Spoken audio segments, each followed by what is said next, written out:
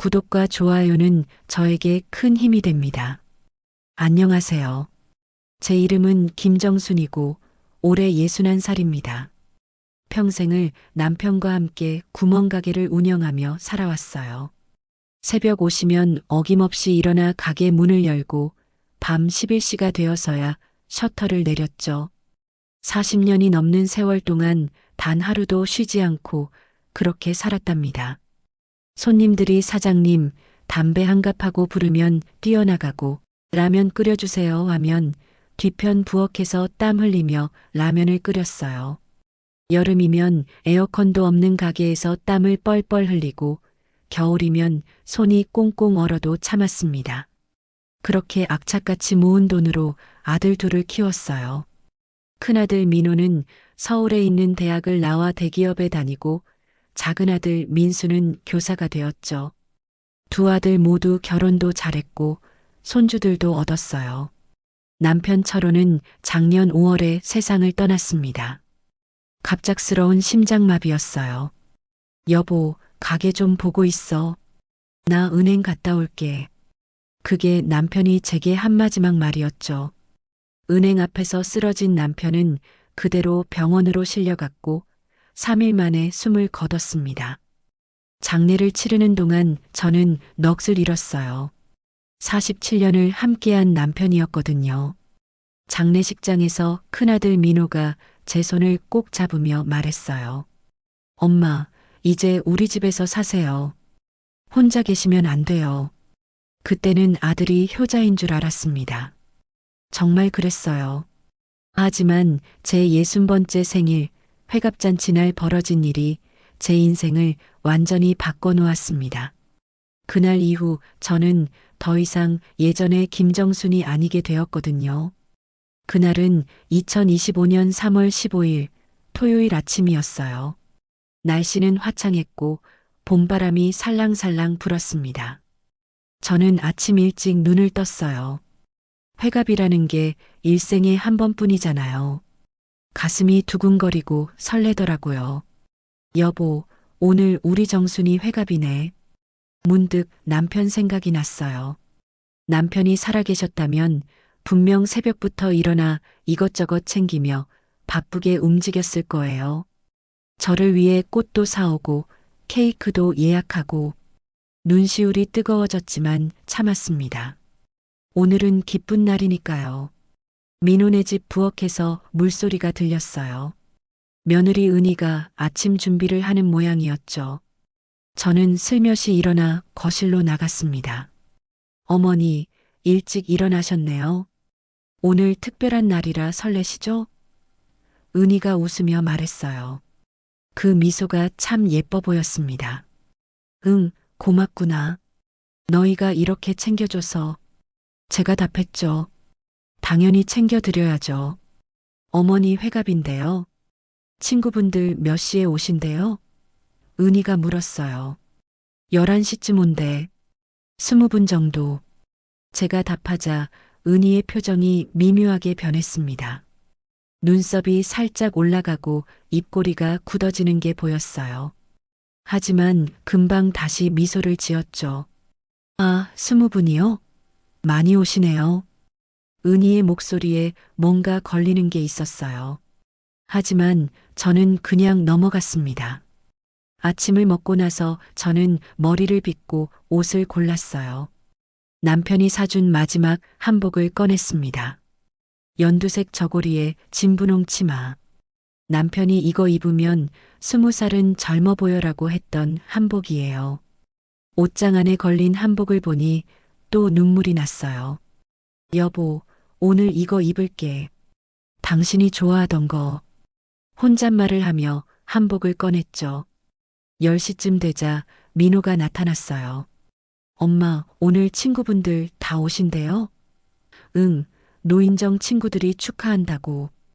호텔 뷔페로 갈까요? 아니면 한정식집? 민호가 물었어요. 그때 부엌에서 은희의 목소리가 들렸습니다. 여보, 잠깐만요. 은희가 급하게 나오더니 민호의 팔을 잡고 방으로 들어갔어요. 문을 닫았지만 소곤거리는 소리가 들렸습니다. 여보, 20명이요? 20명? 응. 엄마 친구분들이래. 호텔 뷔페면 1인당 5만 원이에요. 100만 원이요. 한정식은 더 비싸고. 그래도 엄마 회갑인데.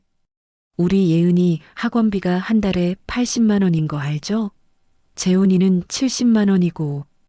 이번 달 카드값도 아직 못 냈어요. 저는 그 소리를 다 들었어요. 가슴이 철렁 내려앉았죠.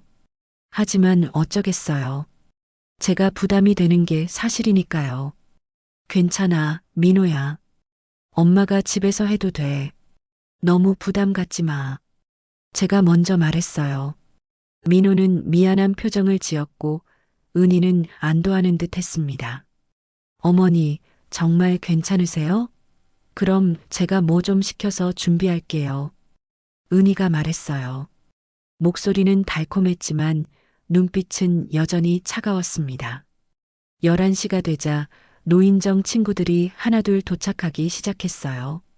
제일 먼저 온 건 박순의 언니였어요. 순의 언니는 저보다 3살 많고 노인정에서 제일 친한 친구예요. 정순아, 회갑 축하해. 순의 언니가 큰 꽃다발을 안고 들어왔어요. 언니 고마워. 어머, 이 꽃 비싼 거 아니야? 에이, 친구 회갑인데 이 정도야. 오늘 주인공이잖아. 이어서 노인정 친구들이 줄줄이 도착했어요. 김말자 언니, 이영자 언니, 최순희 언니. 모두 18분이 오셨습니다. 다들 선물을 들고 오셨어요. 과일 바구니, 떡 세트, 꽃. 정순아, 우리 정순이가 벌써 예순이야.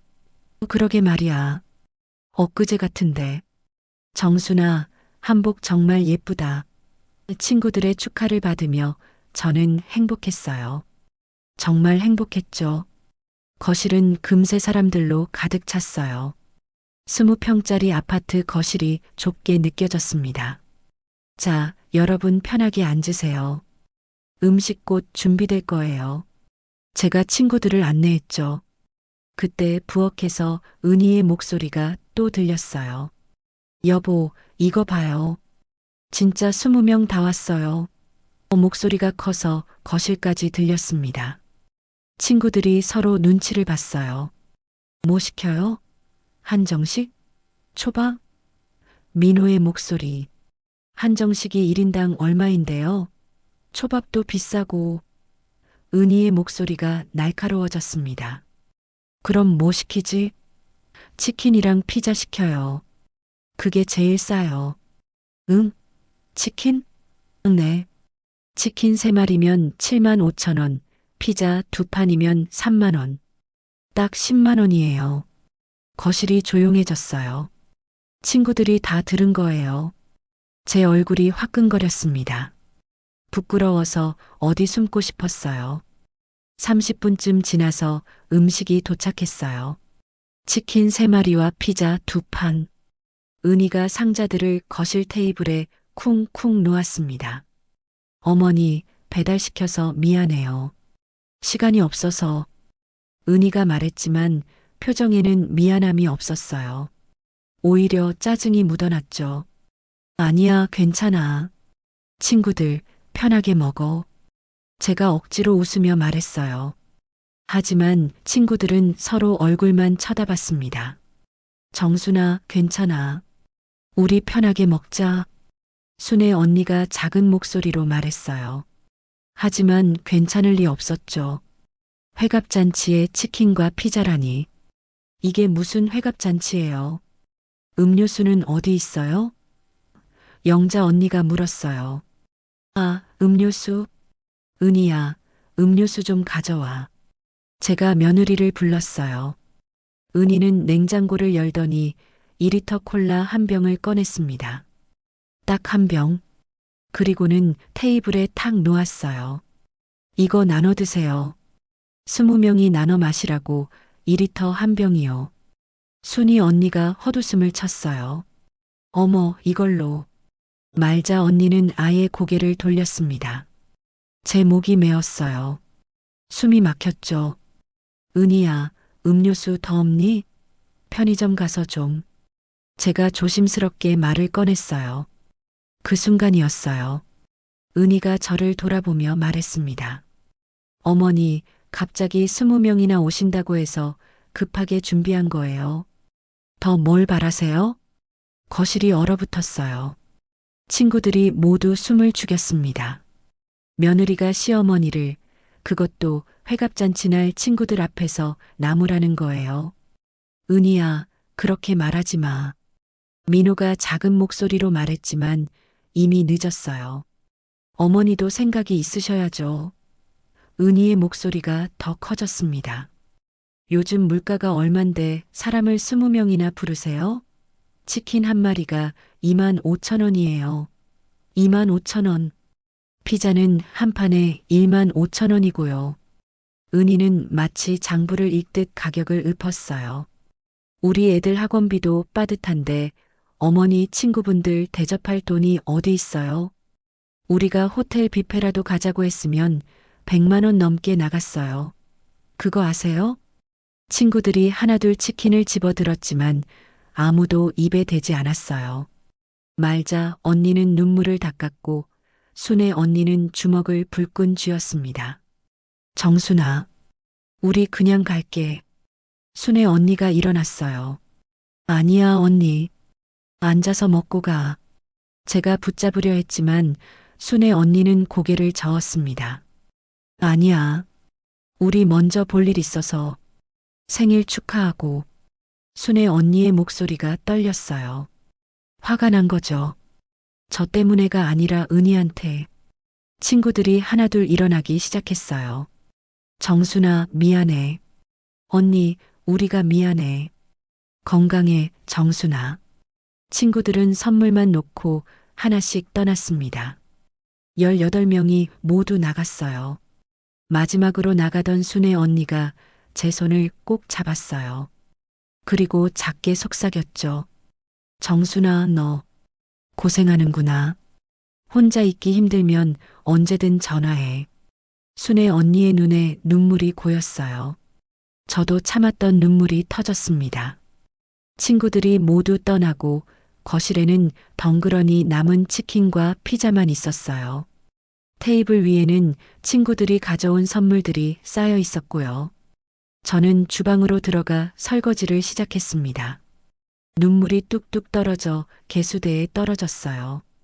비눗물과 섞여 하얗게 거품이 일었습니다. 엄마, 민호가 뒤에서 불렀어요.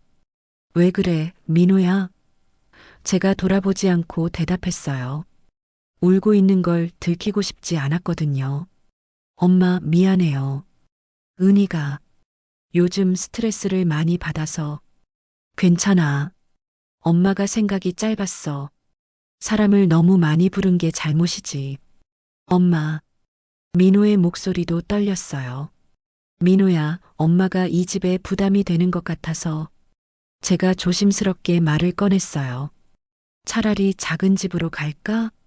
민순의 집으로? 민호의 얼굴이 곤혹스러워졌어요. 엄마, 작은 형님네도 형수님이 임신 중이잖아요. 지금은 힘들 거예요. 입덧도 심하고.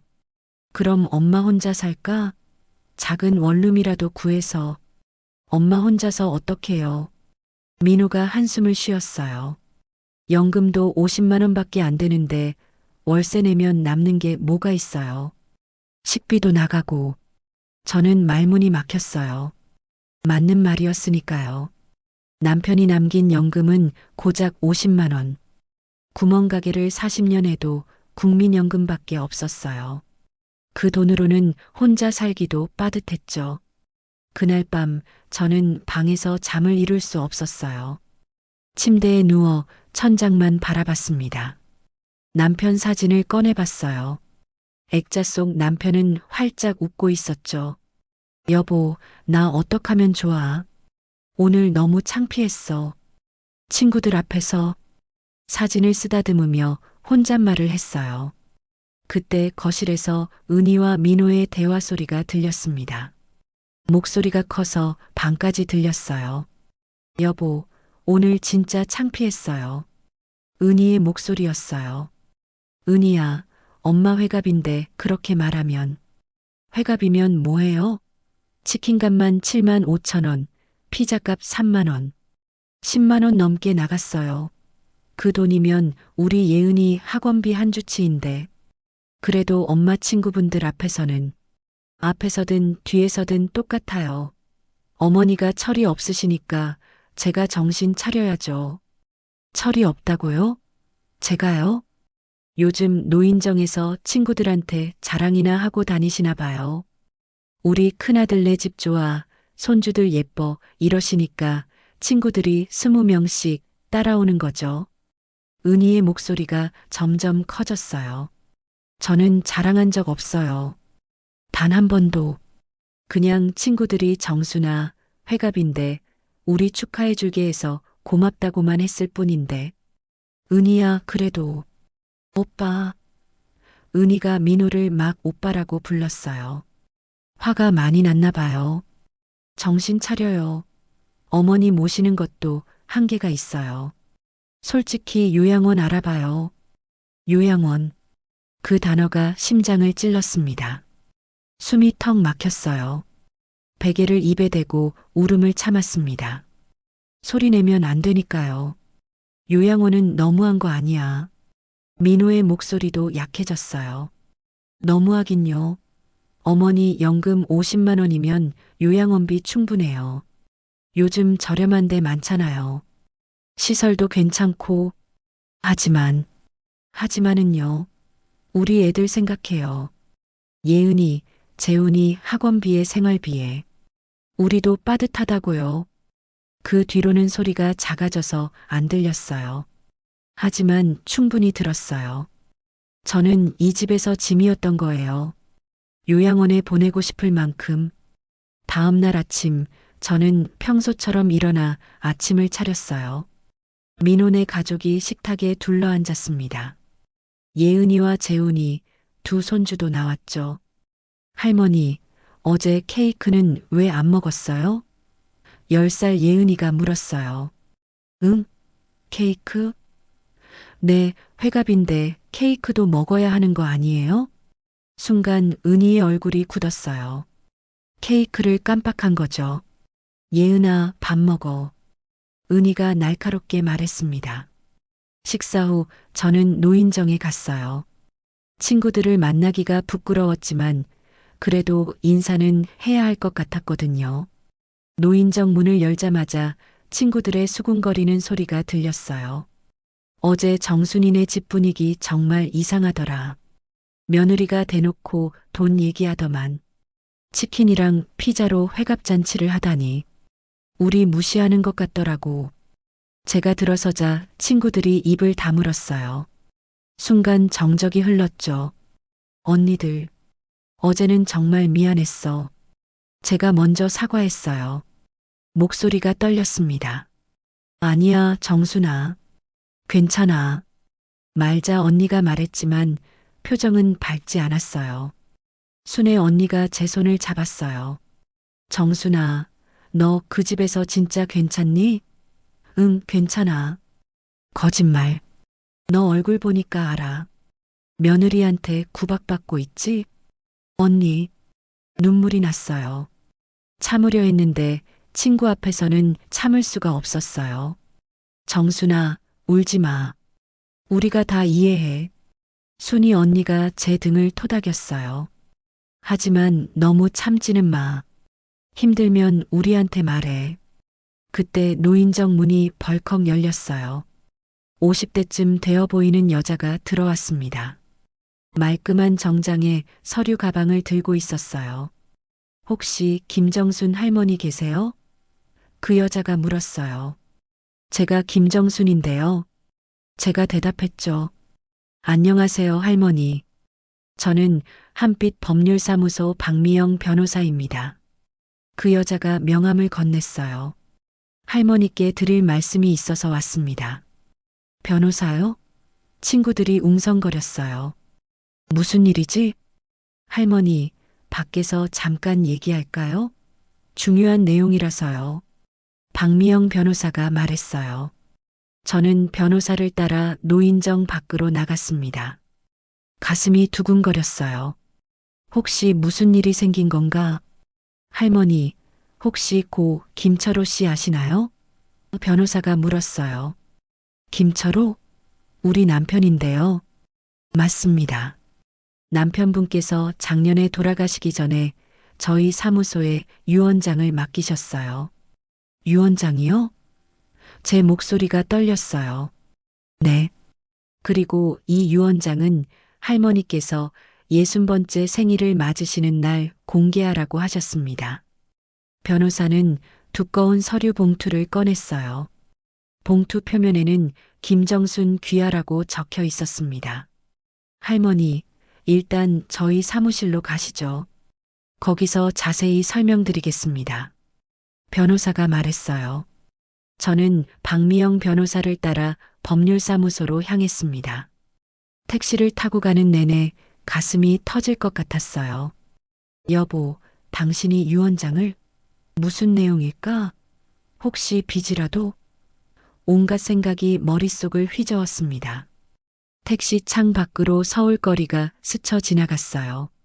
봄볕이 따사롭게 내리쬐고 있었지만 저는 추웠습니다.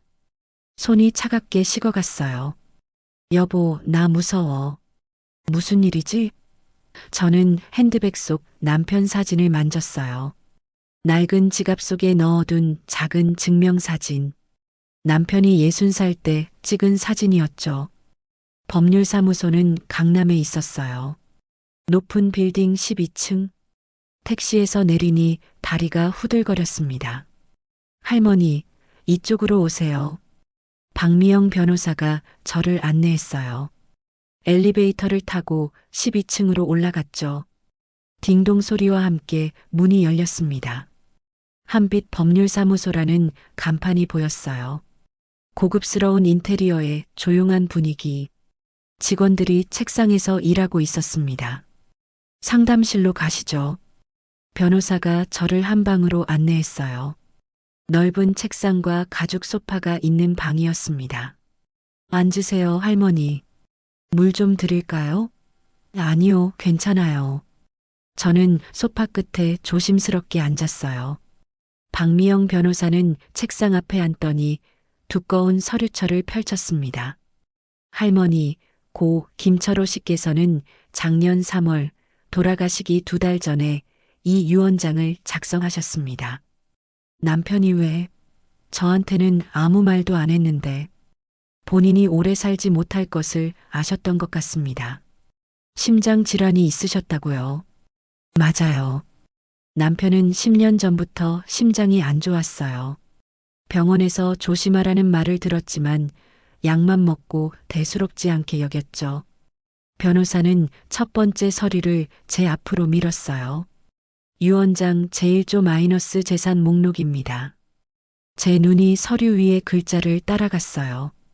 유언장 제1조- 재산 목록.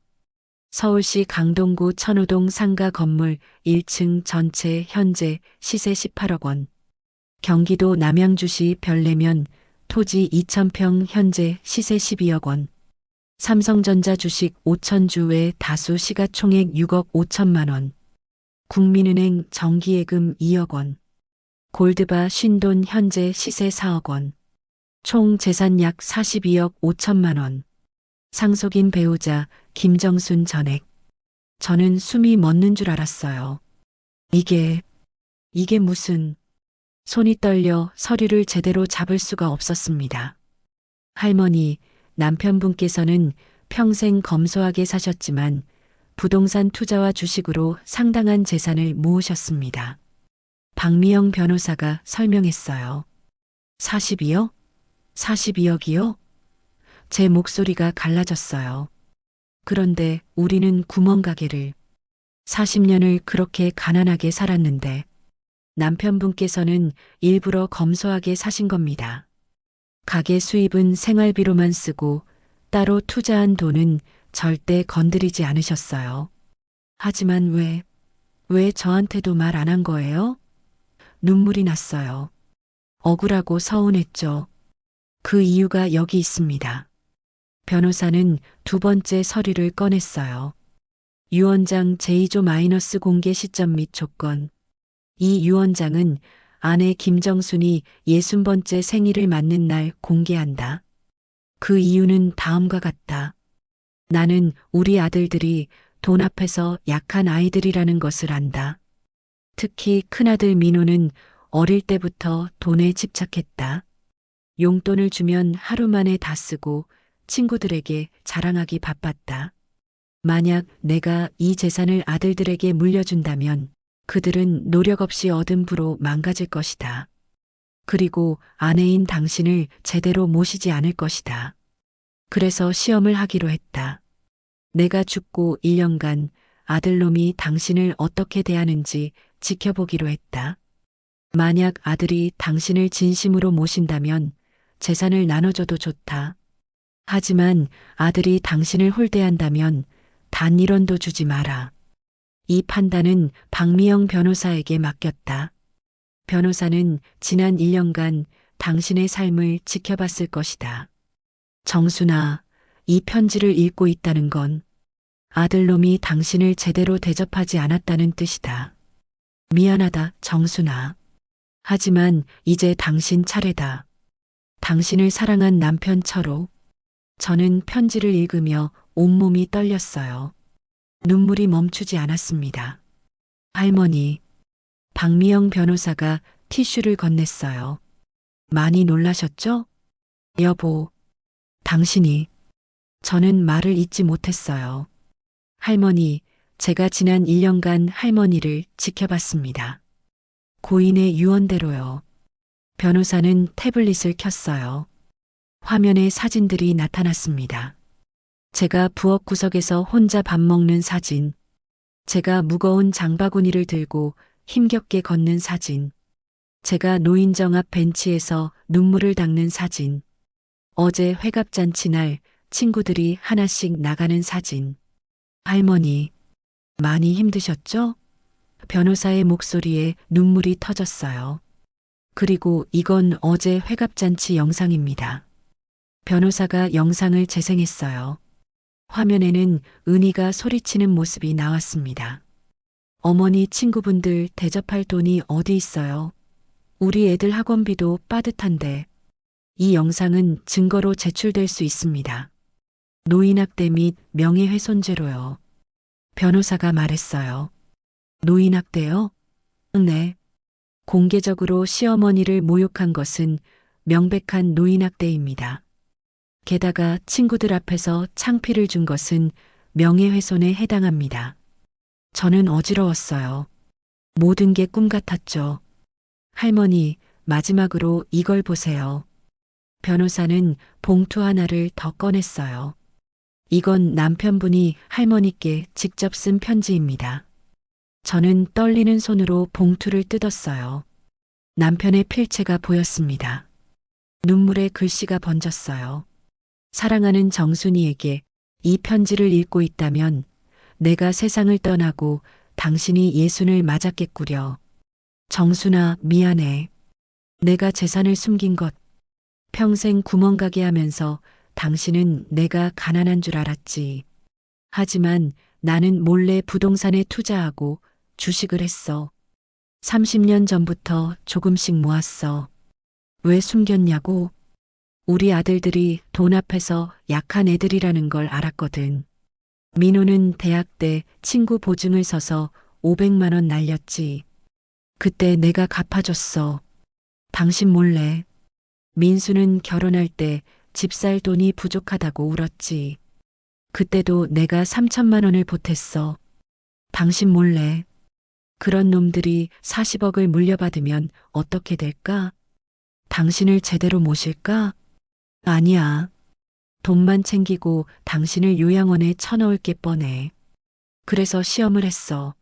내가 죽고 1년간 아들놈이 당신을 어떻게 대하는지. 정순아, 아들놈이 당신한테 잘했니? 아니면 괴롭혔니? 이 편지를 읽고 있다는 건 박미영 변호사가 당신에게 찾아갔다는 거야. 그 말은 아들놈이 당신을 홀대했다는 증거지. 정순아, 미안해. 내가 더 오래 살아서 당신을 지켜줬어야 하는데. 하지만 이제 당신 차례야. 40억으로 당신 인생을 살아. 아들놈한테 쓰지 마. 당신은 평생 나랑 아들들을 위해 살았어. 새벽 5시에 일어나 가게 문 열고 밤 11시에 문 닫고 40년을 그렇게 살았잖아. 아들들 대학 보내려고 라면만 먹고 아들들 결혼시키려고 옷 한 벌 안 사입고 손주들 용돈 주려고 병원도 안 가고 이제는 당신을 위해 살아. 머리도 예쁘게 하고 옷도 좋은 거 사입고 맛있는 것도 먹고 여행도 가. 그리고 아들놈이 빌어도 용서하지 마. 당신이 회갑잔치 날 얼마나 창피했을지. 내가 옆에 있었다면 그 며느리 목덜미를 잡았을 거야. 정순아, 당신은 평생 착하게만 살았어. 이제는 당당하게 살아. 미안하고 고맙고 사랑해. 죽어서도 당신을 지킬게. 당신의 남편처로. 편지를 다 읽었을 때 저는 소리내어 울었습니다. 여보, 고마워요. 정말 고마워요. 40년을 함께 산 남편. 죽어서도 저를 지켜주는 남편. 박미영 변호사는 조용히 기다려줬어요. 한참을 운 뒤에야 저는 정신을 차렸습니다. 변호사님, 네 할머니, 제가 이 돈으로 뭘 할 수 있을까요? 할머니가 원하시는 건 무엇인가요? 변호사가 물었어요. 복수요. 제가 말했어요. 회갑잔치 날 저를 망신 준 며느리한테. 박미영 변호사는 천천히 미소를 지었어요. 할머니, 제가 도와드리죠. 우선 며느리 이은희 씨에 대한 조사 보고서부터 보시겠어요? 변호사는 서류철을 펼치며 말했어요. 할머니, 지난 1년간 며느리 이은희 씨를 조사했습니다. 보시겠어요? 네, 보여주세요. 저는 자세를 고쳐 앉았습니다. 조사보고서 마이너스 이은희 35세. 1. 명품 중독 현황. 최근 1년간 명품 구매 총액 3,200만 원. 주요 구매 품목. 샤넬 클래식 플랫백 680만 원 마이너스 할부 진행 중. 에르메스 버킨백 25옷 1,200만 원 마이너스 중고 구매. 루이비통 지갑 3개 각 85만 원. 구찌 벨트, 프라다 신발 다수. 출처 남편 월급, 시어머니 가게 매각금 일부. 2. 사교 모임에서의 허위 과시. 아파트 분여회에서 시어머니가 강남에 건물 있다. 허위 사실 유포. 시아버지 유산이 수십억 거짓 발언. 실제 가계 상황 남편 연봉 5,500만 원, 전세 대출 2억. 매월 적자 생활카드 돌려막기 중. 3. 노인 비하 발언 기록. 2024년 10월 카페에서 친구들에게 시어머니 치매 올 것 같다 발언. 2024년 12월 SNS 비공개 메시지 빨리 요양원 보내고 싶다. 2025년 1월 전화 통화 시어머니 냄새난다 발언. 4. 금전 문제. 신용카드 빚 1,800만 원 카드사 3곳. 사설 대부업체 대출 300만 원 월 이자 30% 마이너스 불법. 남편 몰래 진행, 연체 2회. 제 손이 떨렸어요. 이 여자가 이렇게까지. 할머니, 더 있습니다. 변호사가 태블릿을 돌려 보여줬어요. 화면에는 은희의 SNS가 떠 있었습니다. 사진 속 은희는 명품 가방을 들고 화려한 레스토랑에서 웃고 있었어요. 해시태그가 달려 있었죠. 해시태그 부유한 일상, 해시태그 샤넬러버, 해시태그 행복한 며느리. 이게 언제 사진이에요? 할머니 회갑잔치 3일 전입니다. 친구들과 강남 레스토랑에서 런치를 했어요. 식사비 32만 원이 카드 명세서에 찍혀 있습니다. 32만 원. 그 돈이면 회갑잔치 음식을 제대로 준비할 수 있었을 텐데. 할머니, 이 증거들로 충분히 고소할 수 있습니다. 하지만 변호사가 말을 멈췄어요. 하지만요, 법적 처벌보다 더 효과적인 복수가 있습니다. 변호사의 눈이 반짝였어요. 사회적 복수요. 저는 고개를 끄덕였습니다. 어떻게 하면 되죠? 먼저 할머니부터 변신하셔야 합니다. 그 며느리가 무시하던 시어머니가 아니라 42억 자산가 김정순으로. 그날 저녁 저는 민호네 집으로 돌아가지 않았어요. 변호사가 예약해준 호텔에 묵었습니다. 강남의 5성급 호텔이었죠. 방에 들어서자 넓은 창문 너머로 서울 야경이 펼쳐졌어요. 반짝이는 불빛들. 저는 창가에 서서 한참을 바라봤습니다. 여보, 내가 뭘 해야 할까? 복수를 해도 될까? 창에 비친 제 모습을 봤어요. 늙고 초라한 할머니. 회갑잔치에 치킨 먹은 할머니. 핸드폰이 울렸습니다. 민호였어요. 엄마, 어디 가셨어요? 연락이 안 돼서 걱정했잖아요. 민호야, 엄마 친구네서 자고 갈게. 네. 갑자기요? 응. 순애 언니가 같이 자고 가래. 거짓말이었죠. 하지만 할 수밖에 없었어요. 그럼 내일은 들어오시는 거죠? 응, 내일 봐. 전화를 끊었어요. 그날 밤 저는 호텔 침대에 누워 천장을 봤습니다. 너무 푹신해서 오히려 잠이 안 왔어요.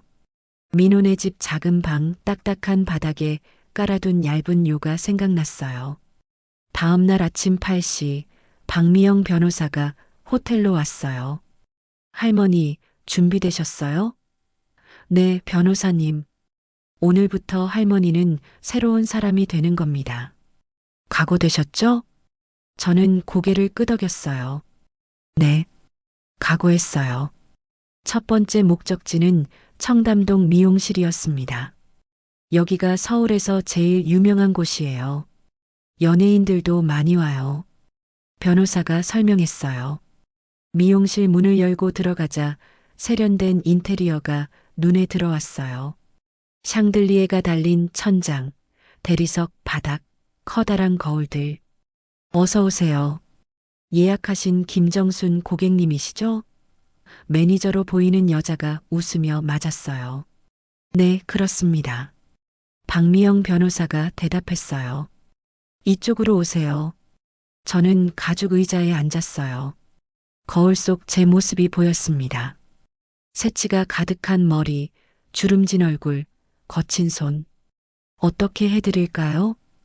헤어 디자이너가 물었어요.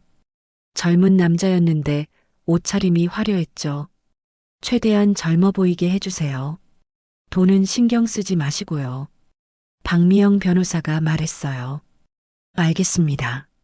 염색, 펌 커트, 그리고 두피 케어까지 풀코스로 해드릴게요. 5시간이 걸렸어요.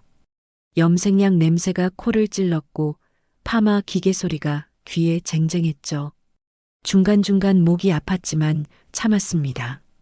할머니, 거의 다 됐어요. 조금만 더 기다리세요. 디자이너가 마지막 손질을 했어요. 자, 이제 보세요. 거울을 봤을 때 저는 숨이 멎었어요. 거울 속에는 제가 아닌 다른 사람이 있었습니다. 윤기나는 검은 머리, 세련된 단발컷, 얼굴을 감싸는 우아한 스타일.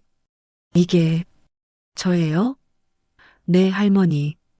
20년은 젊어 보이시죠? 디자이너가 자랑스럽게 말했어요. 정말 그랬어요. 60세가 아니라 40대처럼 보였습니다. 할머니, 이제 피부가 가시죠. 변호사가 말했어요. 피부과에서는 레이저 시술을 받았어요. 기미, 주근깨, 잔주름을 없애는 시술이었죠. 따끔거렸지만 견딜만 했어요. 2주 후에 한 번 더 오시면 더 좋아지실 거예요. 의사 선생님이 말했어요. 다음은 백화점 명품관이었습니다. 할머니, 옷을 사셔야죠. 변호사가 저를 샤넬 매장으로 안내했어요. 어서 오세요. 매장 직원이 90도로 인사했어요. 20대 중반쯤 되어 보이는 여자였죠. 정장 좀 보여주세요. 제일 좋은 걸로요. 변호사가 말했어요. 직원이 트위드 재킷과 스커트를 가져왔어요. 짙은 남색에 금색 단추가 달린 정장이었죠. 탈의실에서 입어보세요. 저는 옷을 입었어요. 부드러운 원단이 살갗에 닿았습니다. 거울을 보니 정말 달라 보였어요. 할머니, 정말 잘 어울리세요. 변호사가 감탄했어요. 가격이 얼마예요? 850만 원입니다. 직원이 대답했어요. 850만 원. 제가 구멍가게에서 한 달 벌던 돈보다 많았어요. 이걸로 할게요. 제가 말했어요. 네, 감사합니다. 신발과 가방도 보시겠어요? 결국 샤넬 정장 850만 원, 에르메스 버킨백 1,500만 원, 까르띠에 시계 800만 원을 샀어요. 총 3,150만 원. 며느리가 1년간 산 명품과 비슷한 금액이었죠. 할머니, 이제 마지막으로 안경 좀 바꾸시죠. 요즘 명품 안경 많이 쓰시잖아요. 변호사가 말했어요. 안경점에서 샤넬 안경을 샀어요. 120만 원짜리. 모든 쇼핑을 마치고 백화점 화장실 거울 앞에 섰을 때 저는 더 이상 김정순 할머니가 아니었습니다. 머리부터 발끝까지 명품으로 치장한 우아한 여성. 당당한 자세, 반짝이는 눈빛. 할머니, 이제 준비됐어요. 복수를 시작할까요? 박미영 변호사가 물었어요. 네, 시작해요. 제 목소리도 달라져 있었습니다. 더 이상 떨리지 않았어요. 복수 1단계는 우연한 만남이었어요. 할머니, 며느리가 매주 목요일 오후 2시에 부녀회 모임을 한대요. 장소는 청담동 카페. 거기로 가면 되는 거죠? 네. 하지만 먼저 앉아 계시다가 며느리가 오면 자연스럽게 대화를 시작하세요. 목요일 오후 1시 50분, 저는 그 카페에 도착했어요. 라 메종 블랑시라는 이름의 고급 카페였죠. 문을 열고 들어가니 은은한 음악과 커피 향기가 났습니다. 어서 오세요. 몇 분이세요? 직원이 물었어요. 한 명이요. 창가 좋은 자리로 주세요. 네, 이쪽으로 오세요. 저는 창가 자리에 앉아 아메리카노를 주문했어요. 카페라떼가 아닌 아메리카노. 부자들은 단순한 걸 마신다고 변호사가 알려줬거든요. 이시정각, 카페 문이 열리며 은희가 들어왔어요. 친구 3명과 함께였죠. 언니들, 여기 앉아요. 은희의 목소리가 들렸어요. 저는 신문을 펼쳐들고 얼굴을 가렸습니다. 은희는 저에게서 멀지 않은 테이블에 앉았어요. 5미터쯤 떨어진 곳이었죠. 와, 은희야. 너 그 가방 새로 산 거야? 친구 중 한 명이 소리쳤어요. 응, 샤넬. 지난주에 샀어. 680만 원짜리. 은희가 자랑스럽게 가방을 테이블 위에 올려놓았어요. 제가 조사로 알아낸 그 가방. 아직 할부금 300만 원이 남아있는 가방. 부럽다. 은희는 시어머니도 착하시고 좋겠어. 다른 친구가 말했어요. 에이, 착하긴. 은희의 목소리가 낮아졌어요. 하지만 충분히 들렸죠. 시어머니 때문에 죽겠어. 이번 주에 회갑이었는데 친구를 20명이나 데려오는 거 있지? 헐, 진짜? 20명? 응. 나도 당황해서 치킨이랑 피자로 때웠어. 시어머니도 분위기 파악을 하셔야지. 친구들이 웃었어요. 낄낄대는 소리가 카페에 울렸습니다. 진짜? 회갑잔치에 치킨? 응. 나도 창피해 죽는 줄 알았어. 시어머니 친구들 표정 봤어야 하는데 완전 황당해 하더라고. 제 손에 든 커피잔이 덜덜 떨렸어요. 참아야 했어요. 조금만 더. 그나저나 언제 요양원 보낼 거야? 또 다른 친구가 물었어요. 곧. 우리 남편 설득 중이야.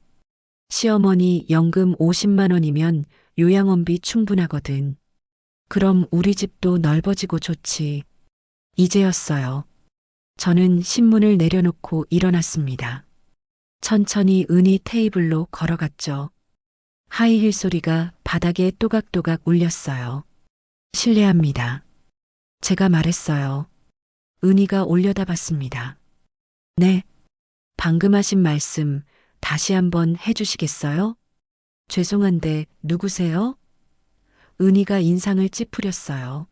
나야, 은희야. 순간 은희의 얼굴이 하얗게 질렸습니다. 어머니? 회갑잔치에 치킨 먹인 시어머니. 요양원 보낼 시어머니. 카페 안이 조용해졌어요. 다른 손님들도 저희를 쳐다봤습니다. 어머니, 이게 무슨... 은희가 벌떡 일어났어요. 은희야, 그 가방 680만 원짜리 맞지? 제가 은희의 가방을 가리켰어요. 할부로 샀지? 아직 300만 원 남았고. 은희의 입이 떡 벌어졌어요. 어떻게 아세요? 내가 내 뒤에서 뭐라고 하는지 다 안다. 저는 핸드폰을 꺼냈어요. 그리고 박미영 변호사가 준 녹음 파일을 재생했습니다. 시어머니 친구들 표정 봤어야 하는데 완전 황당해 하더라고. 은희 자신의 목소리가 카페에 울려 퍼졌어요. 친구들이 웅성거렸습니다. 은희야, 너 시어머니를. 이거 너무한 거 아니야? 아니야. 오해야. 은희가 소리쳤어요. 얼굴이 빨개졌죠. 오해가 아니야, 은희야. 저는 차갑게 말했어요. 너 지난 1년간 내가 어떻게 사는지 다 기록됐어. 사진도 있고 영상도 있어. 뭐라고요? 그리고 이것도. 저는 두 번째 파일을 재생했어요. 빨리 요양원 보내고 싶다. 은희의 목소리였죠. SNS 메시지를 녹음한 것이었어요. 카페 손님들이 수군거렸어요. 저 며느리 너무하네. 시어머니한테 어떻게 저래? 은희는 가방을 움켜쥐고 카페를 뛰쳐나갔어요. 친구들도 어쩔 줄 몰라 하다가 황급히 따라 나갔죠. 저는 천천히 제자리로 돌아가 앉았습니다. 아메리카노를 한 모금 마셨어요. 씁쓸했지만 상쾌했습니다. 그날 저녁 민호에게서 전화가 왔어요. 엄마, 은희가 울면서 집에 왔어요. 무슨 일이에요? 민호야, 엄마가 할 얘기가 있어. 내일 만나자. 엄마, 지금 어디 계세요? 호텔. 호텔이요? 왜요? 엄마 이제 거기 안 들어가. 네. 민호의 목소리가 커졌어요. 민호야, 내일 오전 10시에 강남 호텔 로비로 와. 변호사님도 계실 거야. 변호사요? 무슨 변호사요? 내일 보면 알아. 전화를 끊었어요. 다음 날 아침 저는 호텔 로비에서 민호를 기다렸습니다. 박미영 변호사도 옆에 앉아 있었죠. 십시정각 민호가 들어왔어요. 급하게 온 듯 머리가 헝클어져 있었습니다. 엄마. 민호가 저를 보더니 멈칫했어요. 엄마. 맞으세요? 그래, 나야. 저는 차분하게 말했어요. 엄마, 왜 이렇게... 옷도 다르고 머리도... 민호야, 앉아라. 저는 소파를 가리켰어요. 민호는 불안한 표정으로 앉았습니다. 은희도 옆에 있었어요. 어제와 달리 화장기 없는 맨얼굴이었죠. 눈이 퉁퉁 부어 있었습니다. 민호야, 내 아버지가 유산을 남겼어. 제가 입을 열었어요. 유산이요? 아버지가 뭘 남기셨는데요? 42억 5천만 원. 네. 민호가 벌떡 일어났어요. 은희도 눈이 휘둥그레졌죠. 엄마, 그게 무슨 말씀이세요? 내 아버지는 평생 부동산과 주식에 투자했어. 우리가 구멍가게 하는 동안 몰래. 박미영 변호사가 서류를 꺼냈어요. 유산 목록입니다. 확인해 보세요. 민호는 떨리는 손으로 서류를 받았어요. 한 장 한 장 넘기며 입이 벌어졌습니다. 엄마, 그럼 우리... 민호의 목소리가 떨렸어요. 너한테 줄 생각 없어. 제가 잘났어요. 뭐라고요? 내 아버지가 유언했어. 너한테는 단 1원도 주지 말라고. 저는 남편의 편지를 꺼냈어요. 이거 읽어봐. 민호는 편지를 읽기 시작했어요. 얼굴이 점점 하얗게 변했습니다. 아버지가, 왜? 민호의 목소리가 갈라졌어요. 왜긴 왜야? 내가 엄마를 어떻게 대했는데? 엄마, 저는 회갑잔치 기억나니? 치킨이랑 피자. 민호는 고개를 숙였어요. 내 아내가 내 친구들 앞에서 뭐라고 했는지 기억나니? 제 목소리가 차가워졌어요.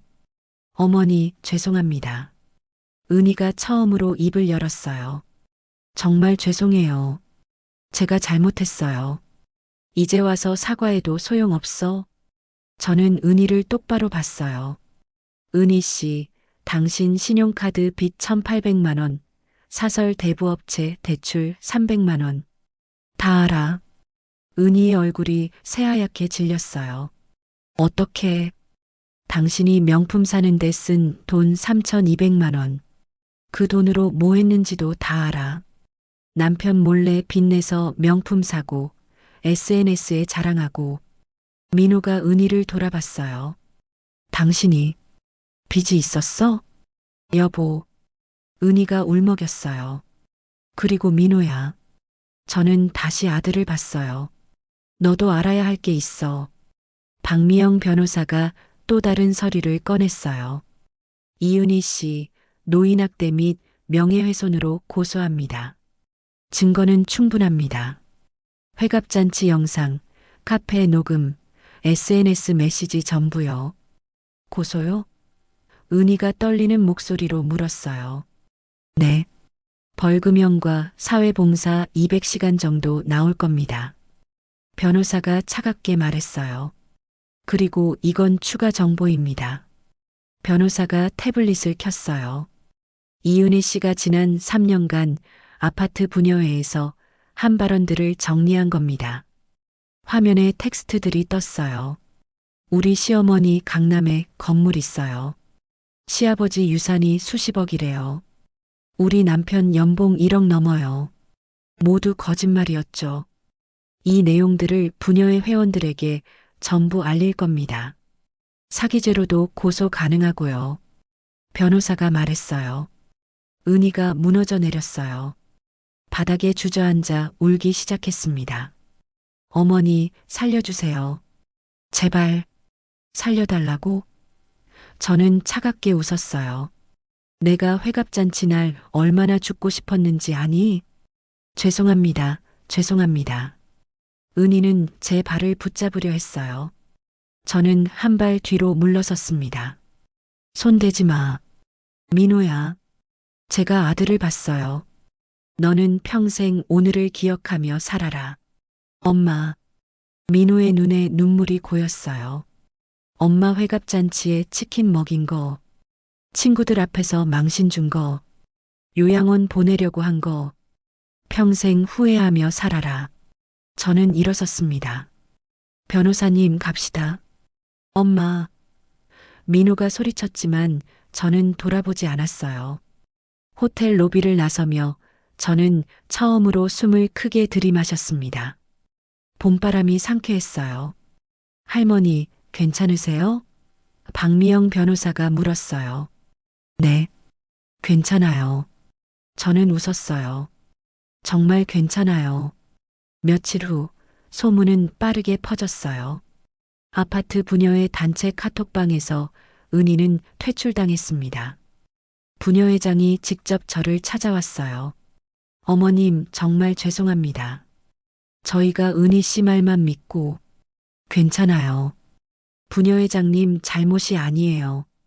은희 씨가 그렇게 거짓말을 할 줄은. 저희도 충격이에요.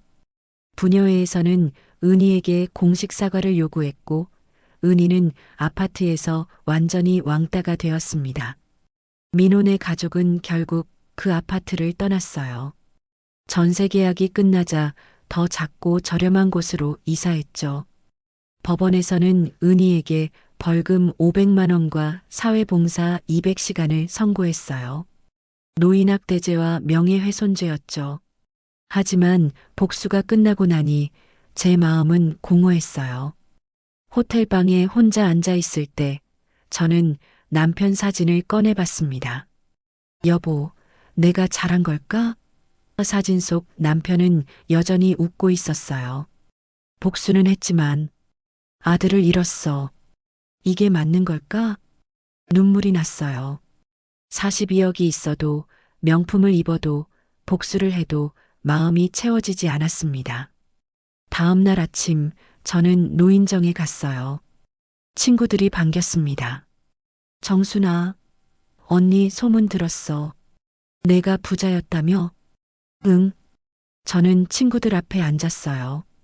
순애 언니가 제 손을 잡았어요. 정순아, 그래서 이제 어떻게 할 거야? 언니 저는 잠시 생각했어요. 재단 하나 만들려고. 재단? 응. 회갑잔치 제대로 못한 노인들을 위한 재단. 나처럼 치킨으로 회갑잔치 한 분들이 제대로 된 잔치를 할 수 있게. 친구들의 눈이 반짝였어요. 정순아, 그거 정말 좋은 생각이다. 말자 언니가 소리쳤어요. 나도 돕고 싶어. 뭐 도울 거 없어? 순이 언니가 물었어요. 언니들이 같이 해주면 정말 좋을 것 같아. 일주일 후 저는 변호사와 함께 재단 설립 서류를 제출했어요. 김철호 김정순 재단 설립 목적 저소득 노인 회갑잔치 지원 1인당 최대 300만 원 노인 명예회복 프로그램 운영 노인학대 피해자 법률 지원 노인 일자리 창출 사업 초기 기금 10억 원 개소식은 한 달 후였어요. 작은 사무실을 빌려 조촐하게 치렀죠. 기자들이 왔어요. 김정순 이사장님, 왜 이런 재단을 만드셨나요? 저는 마이크 앞에 섰습니다. 떨렸지만 당당했어요. 제 회갑잔치는 치킨과 피자였습니다. 제가 말을 시작했어요. 친구들 앞에서 망신당했죠. 며느리가 돈이 아깝다고 소리쳤어요. 기자들이 카메라를 들었어요. 저는 그날 죽고 싶었습니다. 평생 아들을 위해 살았는데 회갑날 친구들 앞에서 그런 대접을 받다니. 제 목소리가 떨렸지만 계속했어요. 하지만 남편이 저를 지켜줬어요. 42억이라는 유산으로. 그리고 저는 깨달았습니다. 이 돈은 제가 호의호식하라고 준 게 아니라 저처럼 아픈 노인들을 돕라고 준 거라는 거리요. 기자 하나가 손을 들었어요. 그럼 아드님과는 화해하셨나요? 저는 잠시 침묵했어요. 5년 후에 다시 만나기로 했어요. 그때 아들이 정말 변했는지 볼 겁니다. 용서는 아직 이릅니다. 개소식이 끝난 후 저는 친구들과 함께 제대로 된 회갑잔치를 했어요. 호텔 한정식당을 예약했죠. 20명이 모두 왔어요. 정순아 건배. 순애 언니가 잔을 들었어요. 건배. 우리는 잔을 부딪혔습니다. 이번에는 2리터 콜라가 아니라 제대로 된 음료수와 막걸리였어요. 정순아, 정말 잘했어. 말자 언니가 제 손을 잡았어요. 너 정말 당당해졌어. 고마워, 언니. 식사하며 웃고 떠들었어요. 치킨 냄새가 아니라 갈비찜과 전복 향기가 났습니다. 정순아, 다음 주에 우리 같이 여행 갈래? 순이 언니가 물었어요. 여행? 응. 제주도. 2박 3일로. 좋아. 가자. 그날 밤 호텔방으로 돌아와 창밖을 봤어요. 서울 야경이 반짝이고 있었죠. 핸드폰을 꺼내 문자를 확인했어요. 민호에게서 온 문자가 하나 있었습니다. 엄마, 제가 잘못했습니다.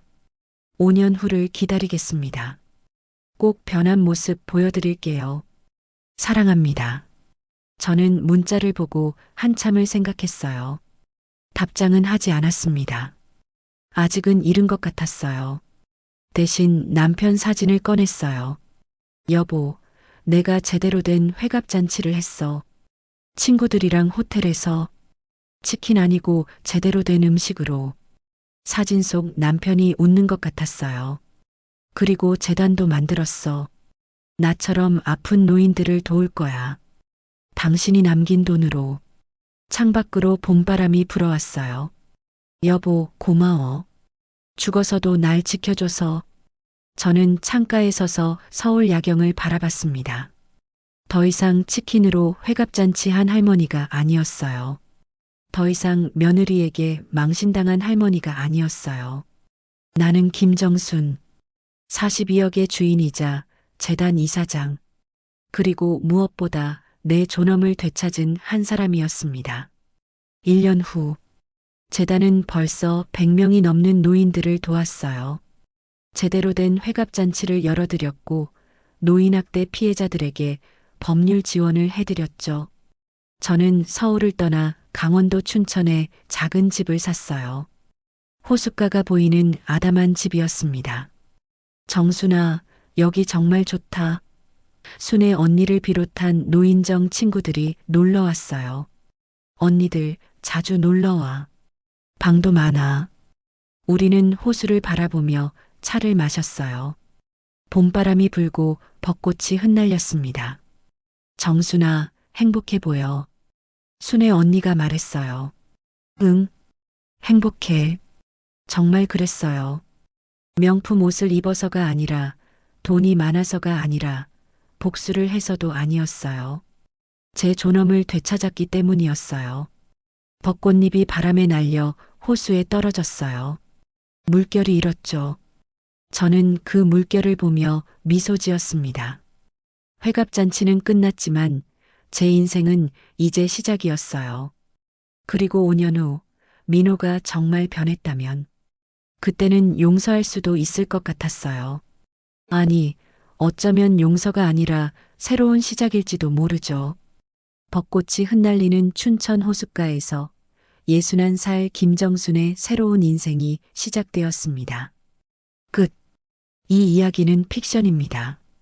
노인학대 신고 1577-1389 법률 상담 대한법률구조공단 132 당신의 회갑은 축복받을 자격이 있습니다. 어떤 상황에서도 당신의 존엄은 소중합니다.